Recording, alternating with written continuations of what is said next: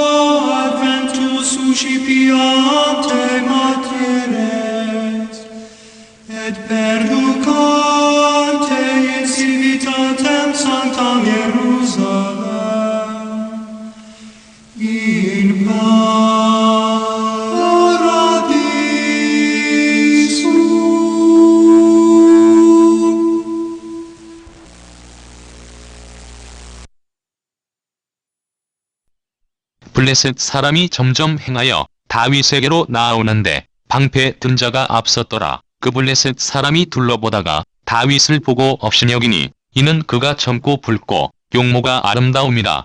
블레셋 사람이 다윗에게 이르되 네가 나를 개로 여기고 막대기를 가지고 내게 나아왔느냐 하고 그 신들의 이름으로 다윗을 저주하고 또 이르되 내게로 오라. 내가 네 고기를 공중의 새들과 들짐승들에게 주리라. 다윗이 블레셋 사람에게 이르되 너는 칼과 창과 단창으로 내게 오거니와 나는 만군의 여호와의 이름 곧 네가 모욕하는 이스라엘 군대의 하나님의 이름으로 네게 가노라. 오늘 여호와께서 너를 내 손에 붙이시리니 내가 너를 쳐서 내 머리를 베고 블레셋 군대의 시체로 오늘날 공중의 새와 땅의 들짐승에게 주어온 땅으로 이스라엘의 하나님이 계신 줄 알게 하겠고 또 여호와의 구원하심이 칼과 창에 있지 아니함을 이 무리로 알게 하리라. 전쟁은 여호와께 속한 것인즉 그가 너희를 우리 손에 붙이시리라. 블레셋 사람이 일어나 다윗에게로 마주 가까이 올 때에 다윗이 블레셋 사람에게로 마주 그 항우를 향하여 빨리 달리며 손을 주머니에 넣어 돌을 취하여 물매로 던져 블레셋 사람의 이마를 치매 돌이 그 이마에 박히니 땅에 엎드러지니라. 다윗이 이같이 물매와 돌로 블레셋 사람을 이기고 그를 쳐 죽였으나 자기 손에는 칼이 없었더라. 다윗이 달려가서 블레셋 사람을 밟고 그의 칼을 그 집에서 빼어내어 그 칼로 그를 죽이고 그 머리를 베니 블레셋 사람들이 자기 용사의 죽음을 보고 도망하는지라. 이스라엘과 유다 사람들이 일어나서 소리 지르며 블레셋 사람을 쫓아 가이와 에그론 성문까지 이르렀고 블레셋 사람의 상한 자들은 사라임 가는 길에서부터 가드와 에그론까지 엎드러졌더.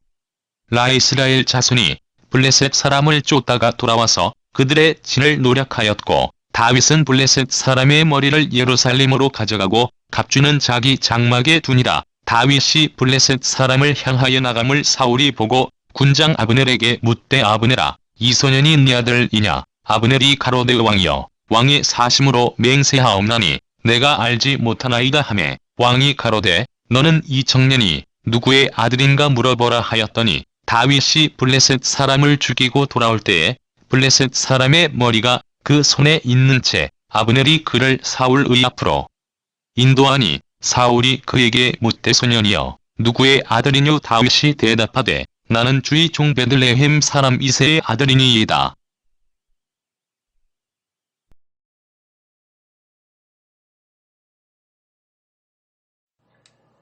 오늘은 다윗과 골리앗이라고 하는 제목으로 여러분과 함께 은혜를 나누고자 합니다. 오늘 본문에는 다윗의 이름이 온 이스라엘에 알려지게 된 결정적 계기가 되었던 사건인 유명한 다윗과 골리앗의 대결 기사를 기록하고 있습니다. 본문은 여기서 신앙적 확신에 근거한 다윗과 인간적인 힘에 근거한 골리앗과의 싸움을 통하여 그리스도인의 진정한 용기와 능력이 무엇인지를 잘 보여주고 있습니다.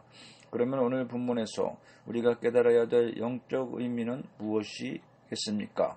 본문을 보면 실제 싸움이나 결과에 대해서는 매우 간략하게 언급을 하고 있는 반면에 두 사람이 설전을 벌이는 내용에 대해서는 많은 부분을 할애하여 기록되어 있음을 발견하게 됩니다. 본문은 골리앗과 맞서는 다윗이 여호와 신앙에 근거하여 승리를 확신하는 내용으로 골리앗과 설전을 벌인 장면을 상세히 기록하고 있습니다. 그리고 물맷돌을 던져서 골리앗을 쳐서 쓰러뜨리고 그의 칼을 취하여 골리앗의 머리를 베자 이스라엘 군이 도망하는 블레셋 군을 추격하여 죽이고 노략한 사실을 기록하고 있습니다. 먼저 다윗은 사울왕 앞에 나아가서 골리앗과의 싸움을 자청하였습니다. 다윗은 이때 사울왕이 제공하는 각종 군사 장비들을 거절하고 오직 막대기와 물매만을 가지고 출전하였습니다. 골리앗은 자신을 향해 전쟁터로 나오는 다윗의 외모를 자세히 살펴보았습니다. 골리앗은 이때 다윗의 용모와 신장만을 보았던 것입니다. 결국 골리앗이 바라보는 다윗의 외모는 보잘것없었기 때문에 그는 다윗을 업신여기고 교만한 마음으로 가득 차게 됩니다. 그러나 사람의 중심을 보시는 여호와 하나님과 함께하는 다윗에게 오히려 골리앗이 죽임을 당하는 결과로 이어지게 됩니다. 즉 다윗과 골리앗의 싸움 자체보다는 성경은 이 두 사람의 설전을 통해 나타난 그들의 본질적이며 영적인 상태의 차이를 부각시키려는 데 강조점을 두고 있다는 것입니다. 그것은 하나님을 의뢰하는 자의 승리는 필연적일 수밖에 없다는 진리를 강조하기 위함인 것입니다. 골리앗은 다윗을 향하여 이렇게 말합니다. 43절에 내가 나를 개로 여기고 막대기를 가지고 내게 나아왔느냐 라고 말하였습니다. 골리앗은 다윗을 보며 이같이 조롱하는 말을 함과 동시에 자신을 우습게 여긴 다윗에 대한 모욕감과 불쾌감을 동시에 나타내고 있었던 것입니다. 골리앗은 누구나 위압감을 느낄 수밖에 없는 거인 용사였습니다. 그러나 골리앗이 바라보는 다윗은 어린 소년이었습니다. 이처럼 어린 소년이 자신과 싸우겠다고 나온 것이 어이가 없고 그래서 조롱하는 동시에 무기도 없이 목동이나 쓰는 막대기를 들고 나온 사실에 대해서 골리앗은 모욕감마저 들었던 것입니다. 그리고 이때 다윗이 가지고 나간 막대기는 당시 근동의 목동들이 사용하는 일종의 지팡이였는데 이것은 언덕을 오를 때에 도움을 주었을 뿐만 아니라 관목습을 해치는 도구가 되었었습니다. 즉 전쟁 무기로는 매우 적합하지 않은 도구였기 때문에 골리앗이 볼 때에는 모욕감을 느낄 정도로 어처구니 없는 모습이었던 것입니다. 본문은 이처럼 골리앗이 다윗의 겉모습을 보고 그를 경히 여겼음을 보여주고 있습니다.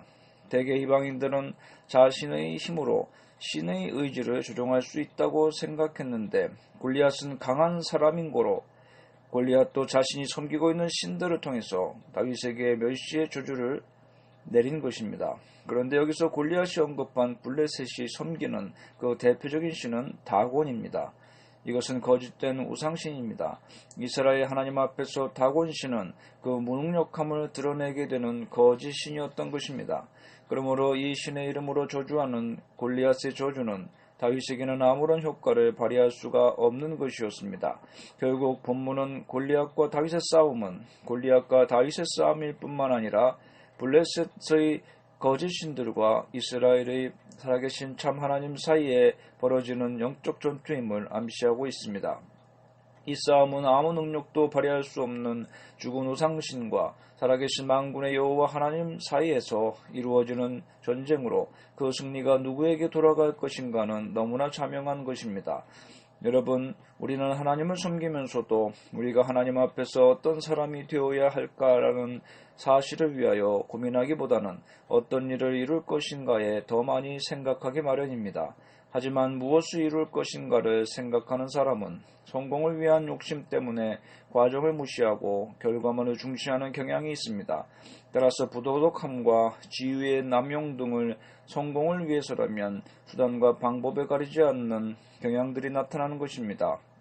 그러나 사랑하는 성도 여러분, 만일 우리가 하나님께 인정받지 못한 사람이라면 우리가 아무리 위대한 일을 한들 그것이 우리에게 과연 무슨 유익이 있겠습니까? 스스로 생각하기에 위대한 일을 해냈다고 할지라도 마지막 때에 우리 주님께서 내가 너희를 도무지 알지 못하니 불법을 행하는 자들아 내게서 떠나가라 라고 명하시면 어떻게 되겠습니까?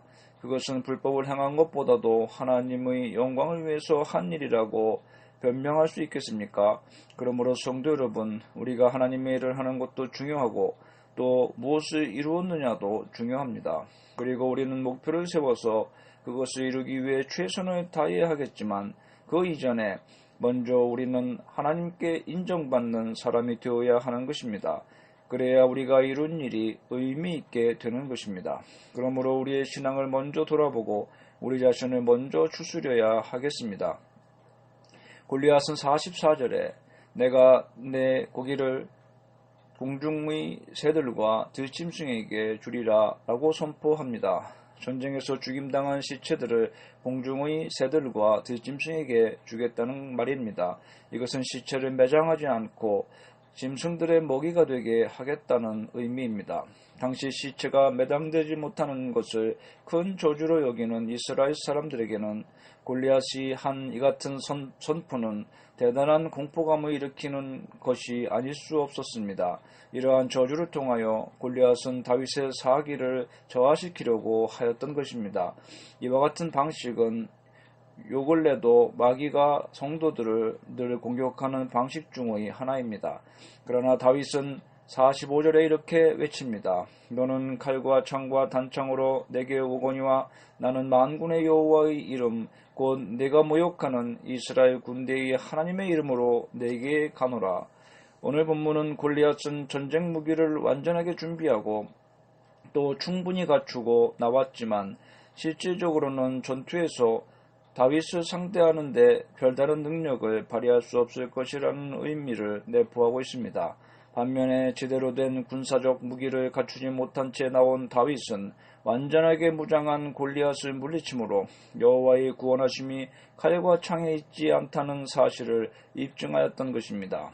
본문 45절에 보면 다윗이 자신의 무기라고 골리앗에게 소개한 부분이 나옵니다. 그것은 만군의 여호와의 이름, 이스라엘의 군대의 하나님의 이름이었습니다. 이처럼 다윗이 골리앗에게 소개한 무기는 여호와의 이름 오직 한 가지였던 것입니다. 다윗의 무기는 다름 아닌 여호와 하나님임을 보여주고 있습니다. 골리앗은 칼과 창과 단창과 같은 무기를 가지고 싸우지만 다윗은 하나님의 이름으로 싸우겠다는 결심을 비교하면서 영적으로는 세상의 것과 하늘의 것 그리고 속된 것과 신령한 것의 대결이라는 깨달음을 주고 있는 것입니다. 또 본문을 보면 골리앗은 다윗의 외모를 보고 가소롭게 여겼습니다. 다윗은 갑옷도 입지 않았습니다. 양치는 소년 복장 그대로 전쟁터에 나왔고 무기라고는 막대기와 물매밖에 없었던 것입니다. 골리앗이 보기에는 다윗은 어린아이 소년에 불과하였던 것입니다. 골리앗은 어려서부터 용사였고 현재도 강력한 무기로 무장하고 있지만 정작 골리앗에게 싸움을 지도할 신은 존재하지 않는 거짓 신이었던 것입니다. 그러나 다윗은 비록 어린 소년이고 제대로 된 무기조차 없었지만 전쟁의 전문가이신 살아계신 여호와 하나님께서 그를 인도하고 계신 것입니다. 그런 의미에서 본문의 싸움은 다윗과 골리앗만의 싸움이 아니라 전쟁 경험과 무기를 앞세운 이방 세력과 만군의 여호와 하나님을 섬기는 이스라엘 전체의 영적 전쟁이라고 할 수가 있는 것입니다. 다윗은 오늘 여호와께서 너를 내 손에 붙이시리니 라고 장담합니다. 다윗이 말하는 오늘이라는 말의 의미는 이스라엘과 더불어 하나님을 모욕했던 골리앗을 여호와께서 자신의 손에 붙이심으로 구원의 역사를 이루는 특별한 날이 바로 오늘이 될 것이라는 의미를 가지고 있는 것입니다. 이처럼 골리앗의 목숨은 완전히 다윗 자신의 손에 맡겨져 그가 다시 살아날 가능성이 전혀 없음을 다윗은 확신하고 있었던 것입니다. 다윗이 여호와를 의지하는 믿음에 근거하여 골리앗에게 이처럼 완전한 승리를 확신하고 있었음을 보여주고 있습니다. 골리앗은 다윗에게 내 고기를 공중의 새들과 들짐승에게 주겠다고 위협했었는데 다윗은 블레셋 군대 전체의 시체를 그렇게 하겠다고 그에게 응답하였습니다. 즉 다윗은 골리앗과 블레셋 군대 전체의 시체를 살아있는 들짐승에게 주겠다고 단언했던 것입니다. 골리앗이 이스라엘 군대를 모욕한 것은 이스라엘의 외적인 군사력만 보고 그 배후에 역사하시는 하나님의 존재를 보지 못했기 때문입니다. 그러나 골리앗과 다윗의 싸움을 통하여 온 세상은 여호와 하나님께서 과연 이스라엘 안에 존재하시며 하나님이 어떤 분이신 줄을 깨닫게 되어지는 것입니다. 다윗은 이처럼 전쟁을 통하여 자신의 명예를 드러내려는 것이 아니라 하나님의 영광을 세상에 알리려는 거룩한 목적으로 이와 같이 골리앗과의 싸움에 임하고 있음을 알 수 있습니다.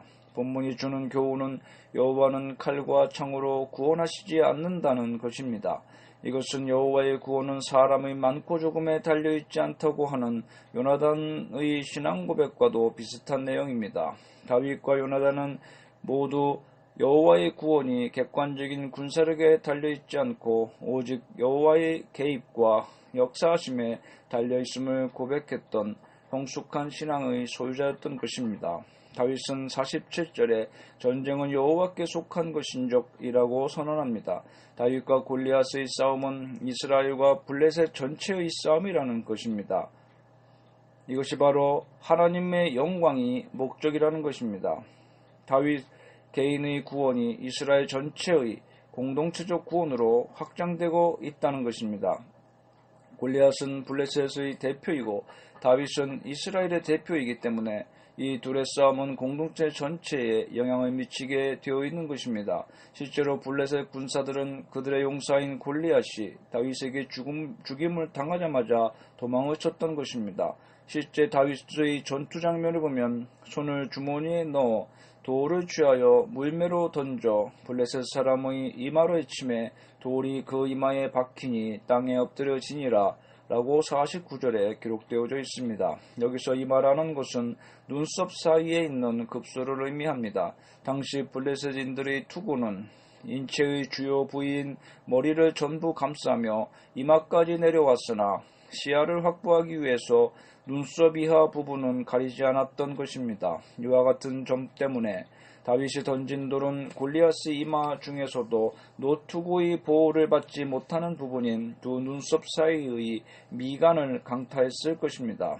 이것은 골리앗의 모든 신체 중에서 가장 공격하기가 어려운 부분이기도 했지만 또한 가장 치명적인 급소였던 것입니다. 골리앗은 이마에 돌을 맞자마자 땅에 부딪히면서 꼬꾸라지게 됩니다. 본문을 보면 마치 큰 나무가 쓰러지는 것과 같이 거구의 몸이 체중을 이기지 못하여 순식간에 앞으로 쓰러졌음을 생생하게 보여줍니다.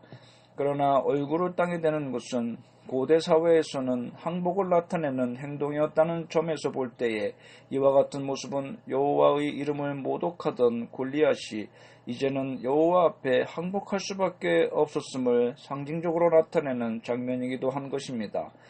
사울은 다윗에게 자신이 가지고 있었던 칼을 제공하였었으나 다윗은 골리앗과의 싸움에서 이 칼을 사용하지 않았음을 본문을 보면 알 수 있습니다. 50절에 보면 다윗이 물매와 돌로 블레셋 사람을 이기고 그를 쳐 죽였으나 자기 손에는 칼이 없었더라 라고 말씀하고 있기 때문입니다. 당시 목숨을 건 싸움에서 칼이 없다고 하는 것은 가장 치명적인 약점일 수가 있었습니다. 그런데 본문은 모든 사건이 다 종결된 이후에 비로소 다윗에게 칼이 없었다는 사실을 밝히고 있는 것입니다. 그러므로써 다윗의 승리가 칼과 같은 인간적 무력에서 비롯되지 않고 전적으로 여호와를 의지한 그의 믿음과 여호와 하나님이 함께 하심에서 비롯되었다는 사실을 집중시키고 있는 것입니다. 다윗은 블레셋 사람을 밟고 그의 칼을 그 칼집에서 빼서 그 칼로 그를 죽이고 머리를 뺍니다. 이처럼 달려가서 블레셋 사람을 밟았다는 것은 다윗이 싸움의 마지막까지 최선을 다하고 있음을 보여줍니다. 이처럼 우리 성도들도 기도하며 끝까지 최선을 다해야 합니다. 기도하고 나서 하나님께서 나머지는 다 알아서 하실 것이라고 행동에 있어서 느슨해지면 안 되는 것입니다. 다윗은 마지막까지 최선을 다하며 쓰러진 골리앗을 향해서 달려가갔습니다.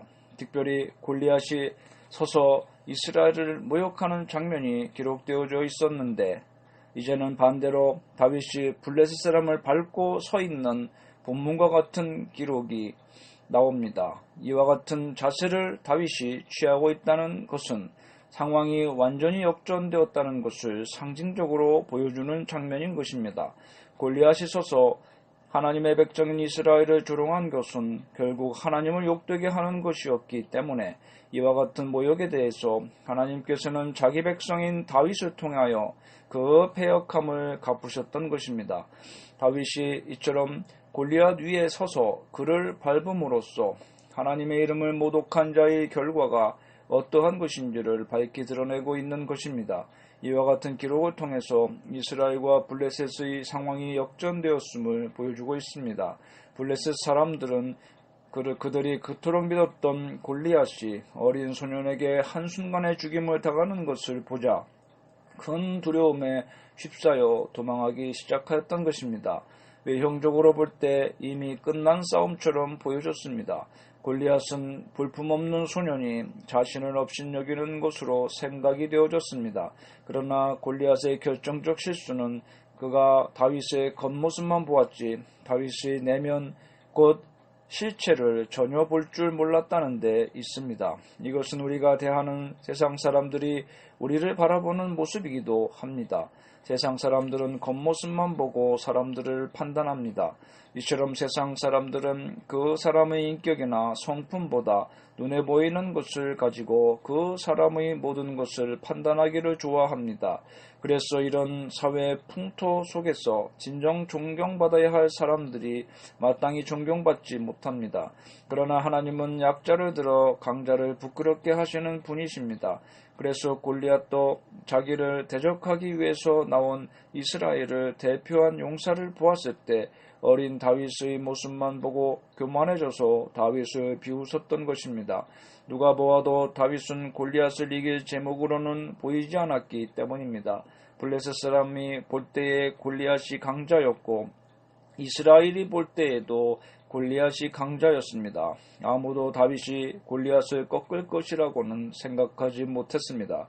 그러나 오직 한 사람만이 다윗의 승리를 장담했습니다.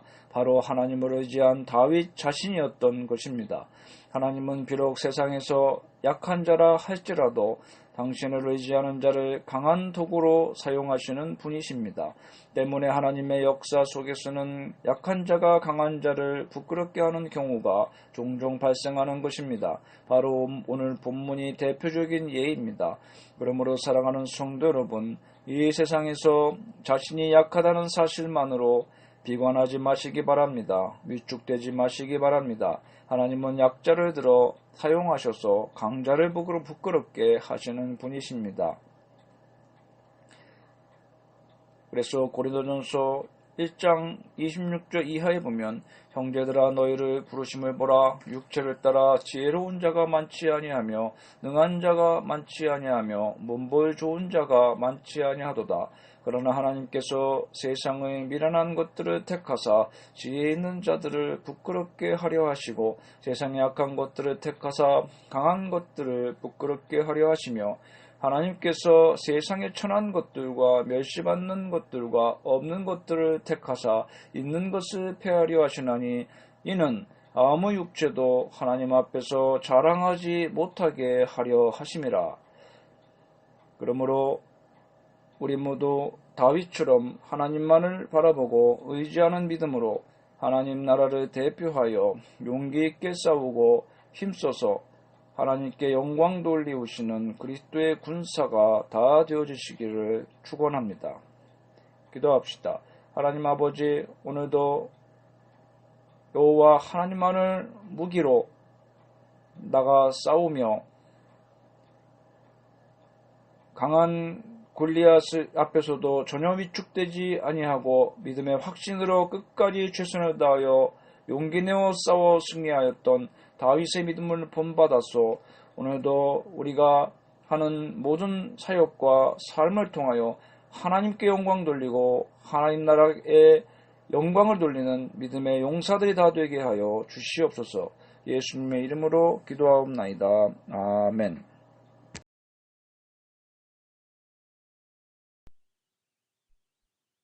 (360장) 행군 나팔 소리에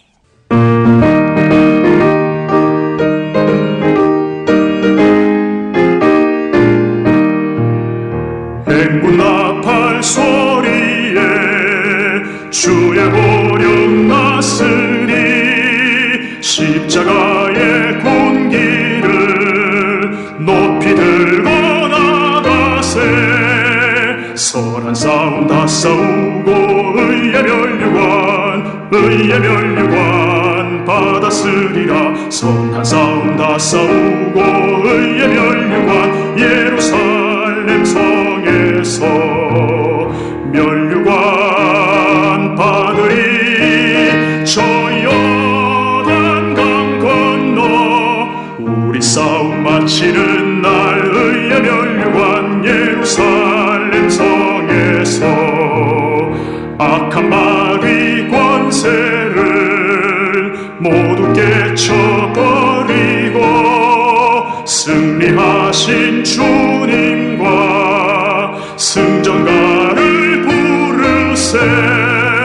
선한 싸움 다 싸우고 의의 면류관 받았으리라. 선한 싸움 다 싸우고 의의 면류관 예루살렘 성에서 면류관 받으리. 저 요단강 건너 우리 싸움 마치는 날 의의 면류관 예루살렘 성에서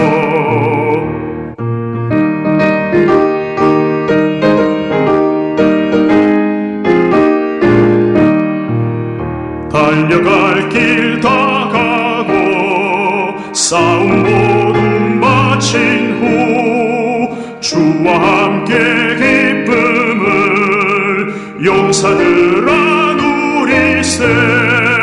선한 싸움 다 싸우고 의의 면류관 받았으리라. 선한 싸움 다 싸우고 의의 면류관 예루살렘 성에서 면류관 받으리. 저 요단강 건너 우리 싸움 마치는 날